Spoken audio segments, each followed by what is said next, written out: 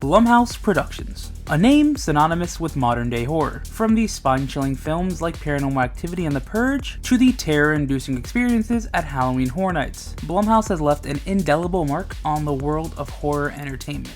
But what exactly is Blumhouse, and how did it become such an integral part of Halloween Horror Nights? Today we are going to be diving deep into the world of Blumhouse to explore its origins, its iconic films, and its unique relationship with the ultimate Halloween event, Halloween Horror Nights. Blumhouse Productions was founded in the year 2000 by producer Jason Blum. The company itself has become a powerhouse in the horror genre, known for producing high-quality, low-budget films that often achieve massive box office success. And that's the Blumhouse formula: minimal budgets, creative freedom for filmmakers, and an emphasis on psychological horror over gore. This formula has led to a string of hits that have redefined modern-day horror. Jason Blum's vision was clear: to give directors creative control while also keeping production costs low, ensuring that even modest box office returns could result in significant profits. And honestly, this strategy paid off huge when it came down to the release of Paranormal Activity. The film was made for $15,000 and went on to gross nearly $200 million worldwide. This success solidified Blumhouse's reputation and set the stage for future hits like Insidious, Sinister, and The Purge. With its growing influence in horror, it was only a matter of time before Blumhouse teamed up with Universal Studios' Halloween Horror Nights, and just a few years in, the partnership began in 2013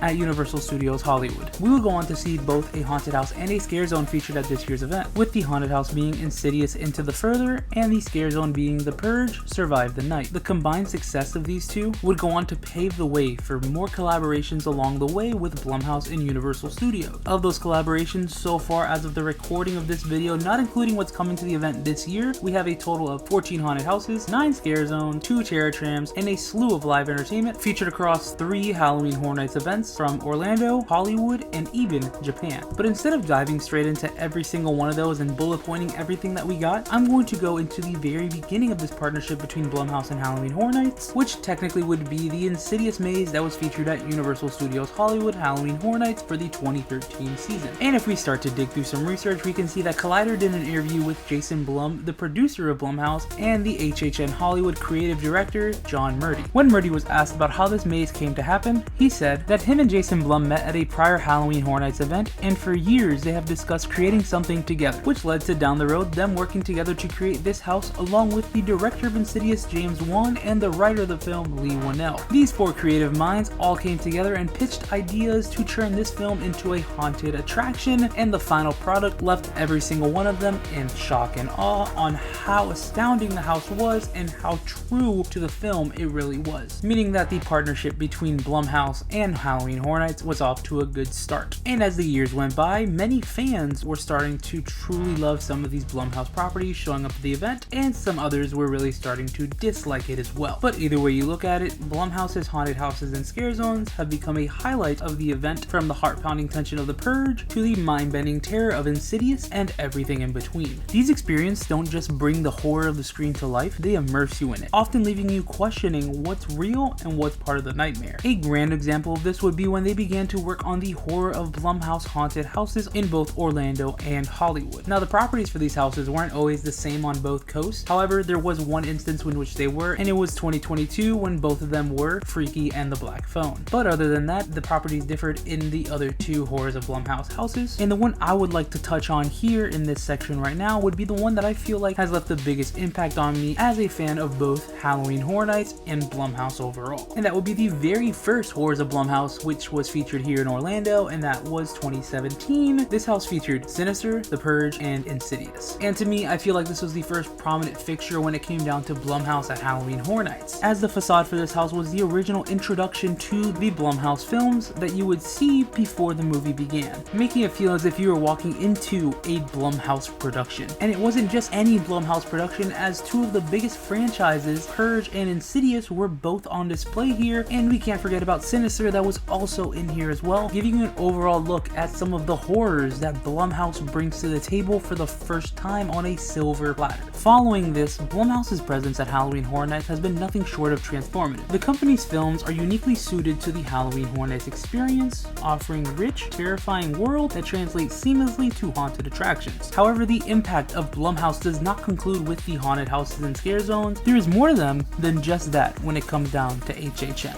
In October of 2022, Universal Orlando was the first location of the first in-person Blumfest, which was located in the Cinemark movie theater at City Walk, Orlando. Like we stated earlier, this was the first in-person version of Blumfest. The original one took place online in 2020 as a virtual event to showcase Blumhouse's upcoming projects. But now we jump back to 2022, in which they held this in front of a live audience for the first time inside of a movie theater, a singular movie theater, in which there was a Q&A panel with HHN Creative that included Mike Aiello and Charles Gray, and also included a free screening of The Black Phone. And it seemed as if Blumhouse loved this idea, because the following year they decided to evolve it and bring it back as a bigger concept by including a free screening of both Megan and The Exorcist Believer, and bringing back that HHN Creators panel, which featured both Mike Aiello and Charles Gray again, but this time with the inclusion of Laura Sauls as well. And before that HHN panel, they also had the Megan Horde that was featured at the event doing a live performance before the audience, which was really nice because it was very hard to see these anytime during the event because the time slots were not out there anywhere. And then finally, the last thing that they included in here, which was honestly to me very big and very unique, but they had a first of its kind Blumhouse photo experience that would go on to remain open for the remainder of Halloween Horror Nights, making this another Blumhouse thing that you can do during the event, which honestly all blended together makes me very excited to see where they go from here when it comes to Blumfest and Universal. Are they going to keep doing it? Are they going to add more experiences like this? Maybe they'll even retheme an escape room just for fun to Blumhouse. Just saying, it probably won't happen, but hey, you never know. But of course, that wouldn't be the only thing added in terms of Blumhouse for Halloween Horror Nights in 2023. If you go over to HHN Hollywood, we received a couple of brand new shows that might have shaken up the way things are handled at that event as a whole. For years, HHN Hollywood has only had the Jabberwockies as their show, and the only show, one singular show. But that all changed in 2023, with the arrival of the Purge, Dangerous Waters, and Blumhouse Behind the Screams. Both of these shows were original depictions of the properties in general, with the Purge being an original showcase of the Purge, and Behind the Screams being a showcase for Megan, paired along with a miniature museum of some of the Blumhouse properties like The Invisible Man and Five Nights at Freddy's. With Halloween Horror Nights creating original stories like this for shows, who knows what else can be coming down the pipeline. While we may not know the answer to this at the moment, we do know that Halloween Horror Nights this year will feature Blumhouse in a very prominent light, as on both Orlando and Hollywood we will be having an Insidious haunted house, and to add to that list, in Orlando there's a scare zone that will essentially just be a showcase for Blumhouse named Enter the Blumhouse, that will be located in the San Francisco section of the park. And from the official announcement of the scare zone, we will know that we will see characters from Happy Death Day, Freaky, The Black Phone, and Megan. And then if we look over in Hollywood, this will be the same concept for the Terror Tram, however with the official confirmation of the Purge being featured on the tram as well. Plus, returning this year, we will also have the Purge Dangerous Waters returning to the event, and honestly, who knows if there's anything else coming. The event starts in a couple of weeks, and anything can happen. Anything is possible. But with all the Blumhouse happening at this year's Halloween Horror Nights, it makes you wonder